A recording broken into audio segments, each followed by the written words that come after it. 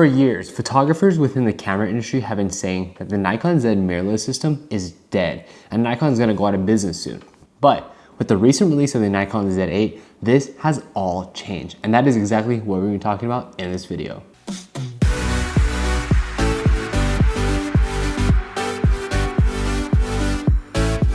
What's up, y'all? It's Project Photography, back with another video, and today, before we get started, make sure to follow all of my socials down in the description bar below.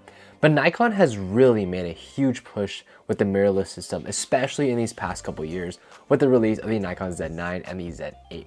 And I just really want to talk about the state of the Nikon Z mirrorless system currently right now, because I feel like at the moment we are on an uptrend with Nikon.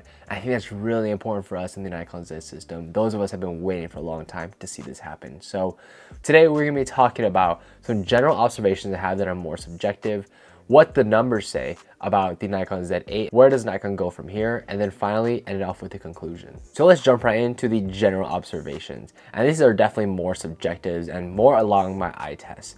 But the Nikon Z8 and the Z9 have been some of Nikon's best mirrorless cameras to date. And honestly, their best cameras to date.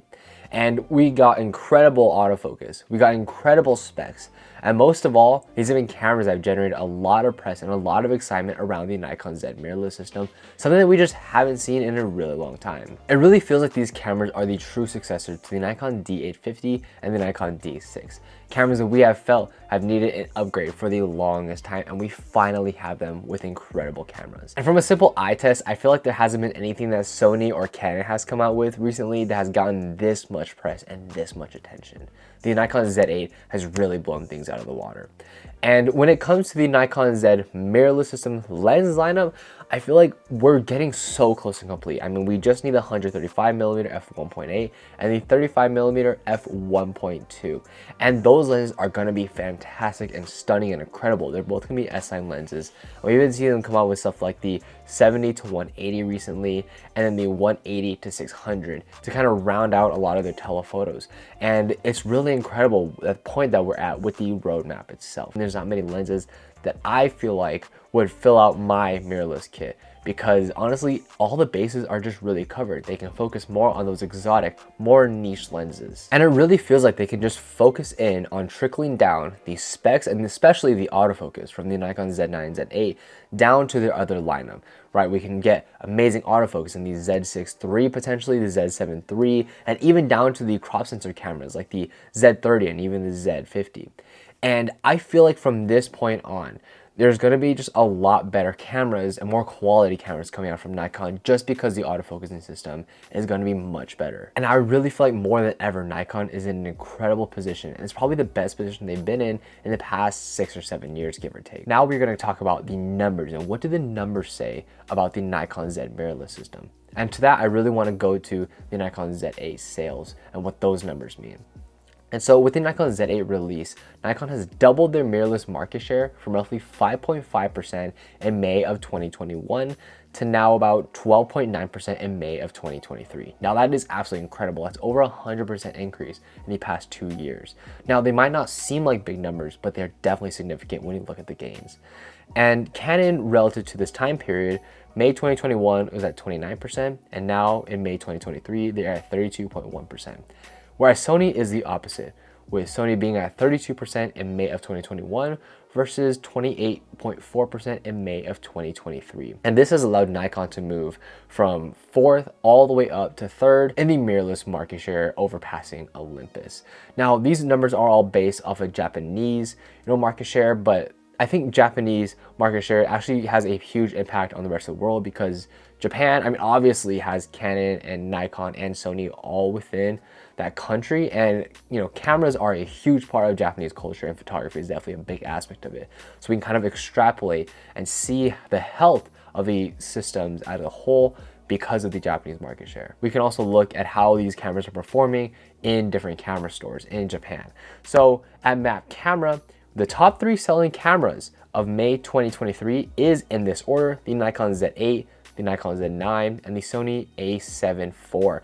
Now, all 3 of those are incredible cameras, but the top 2 cameras are arguably some of the best cameras in Nikon's lineup that have come out recently. But this is not just map camera that is following these trends. We have seen Yobadashi camera, Big camera, Camera Kitamura, and Fujiya camera all having the Nikon Z8 as the best-selling camera. Now, that is absolutely huge. It is showcasing that Nikon is absolutely crushing it with the Nikon Z8. And we haven't seen performance like this in so long. Probably the last time we've seen this is probably the D850, which is just absolutely incredible. And I mean, the Nikon Z8 is not a cheap camera by any means. And the fact that so many people are going out and buying this camera just speaks volumes to how great of a camera this is and how well Nikon has done marketing it and promoting it, because they know that they have a winner on their hands. But you might be asking yourself, how does this all translate to Nikon's financial viability? So honestly, we have had very good projections for Nikon and very good numbers as a result.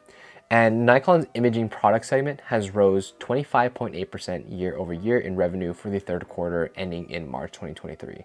So within the same time span that we've been talking about, relative to last year, we have increased 25.8% in revenue. Now this is all fine and dandy, but what about profit? Now, Nikon was extremely profitable this quarter with a profit of $134 million. But relative to the past year of 2022, we have had $44 million for 2022. Now, this means that we've had a 3 times increase in profit relative to year over year. Now, that is absolutely fantastic because a lot of people were saying that Nikon is going to go under, they're going to sell off their imaging department, and they're dead. But these numbers have proven absolutely otherwise. So Nikon is in an extremely good place in terms of their finances and in terms of how much market share they've gained year over year. And so where does Nikon go from this?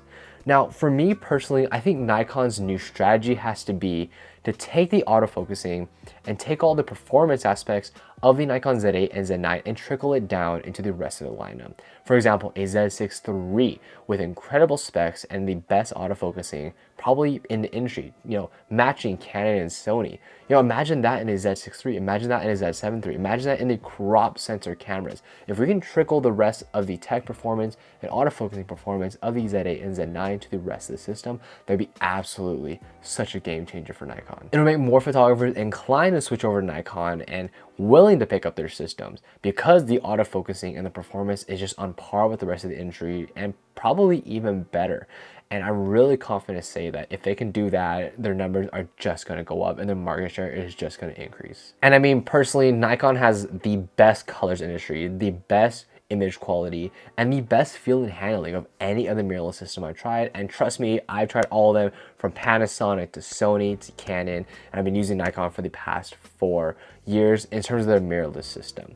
So I really just feel like if they can do that, they're going to be really good and set themselves up for the long run. The next thing I really think that they should do is actually create a Z version of the Nikon D850. I mean, this is a camera that a lot of people have been asking for an extremely long time. And now that we have the true successor to the Nikon D850, now we can bring out a Z, let's just call it a Z90. Right, because with the great autofocusing performance, the great image quality, and the great body, it'll really be a camera that I think a lot of photographers will love and appreciate. So with that being said, let's jump right into the conclusion. Now, the Nikon Z8 has been an absolute savior for Nikon. I mean, we already thought that the Nikon Z9 was incredible at its $5,500 price point, but the Z8 at its $4,000 price point with essentially extremely similar specs to Z9 has been just such a game changer. It has brought them, double their market share, almost tripling their revenue in the past year over year. And I mean, what better can that do for a company, especially when one that thought people were dying out, that they're going to sell their imaging department? I mean, Nikon is in a really good place. They simply just need to continue to do what they're doing, trickle the rest of their specs down the lineup, and maybe even release some new lenses and cameras that no other company has. Honestly, I'm incredibly excited for what Nikon has in store, especially for the next year, because that year is almost like an open year. They haven't really had anything planned, so I'm really expecting some big things from Nikon. Anyways, guys, if you enjoyed the video, please let me know what your opinions are of this video and what I was saying down in the comment section down below. How good do you think Nikon will perform in these next couple of years? Thank you so much for spending with me today. Please feel free to rate, comment, subscribe, and I'll catch you guys in the next one.